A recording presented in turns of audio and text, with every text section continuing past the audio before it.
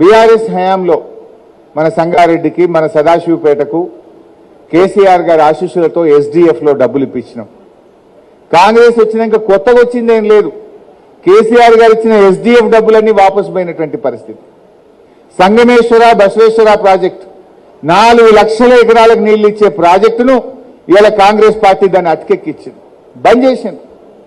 ఇలా మన నారాయణ ఖేడ్, మన ఆందోళ్, మన జహీరాబాద్, మన సంగారెడ్డి, మన పటాన్చెరు 5 నియోజకవర్గాలను సస్యశ్యామలం చేసేటువంటి బసవేశ్వర సంగమేశ్వరను ఆనాడు కేసీఆర్ గారు రూపొందిస్తే ఇవాళ కాంగ్రెస్ పార్టీ దాన్ని పక్కకు పెట్టి ఈ సంగారెడ్డి జిల్లాకు తీవ్రమైన అన్యాయం చేస్తా ఉంది.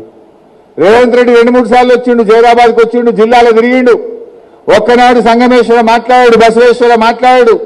ఈ జిల్లా కాంగ్రెస్ ఎమ్మెల్యేలు మాట్లాడరు, జిల్లాలో ఉన్న మంత్రి అసలే మాట్లాడాడు.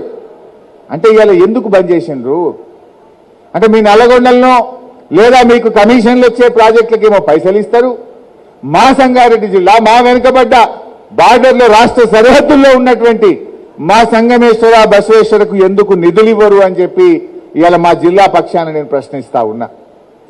గతంలో కూడా చెప్పాం, సంగమేశ్వర బసవేశ్వరకు నిధులు కేటాయించి యుద్ధ ప్రాతిపదికన పనులు జరపకపోతే పెద్ద ఎత్తున రైతులందరినీ కలుపుకొని పోరాట కార్యక్రమానికి శ్రీకారం చుడతాం. అవసరమైతే బీఆర్ఎస్ నాయకులందరినీ కలుపుకొని ఈ సంగారెడ్డి జిల్లాలో ఒక పాదయాత్ర కార్యక్రమాన్ని కూడా త్వరలో చేపడతామని కూడా మనం చేస్తా ఉన్నా.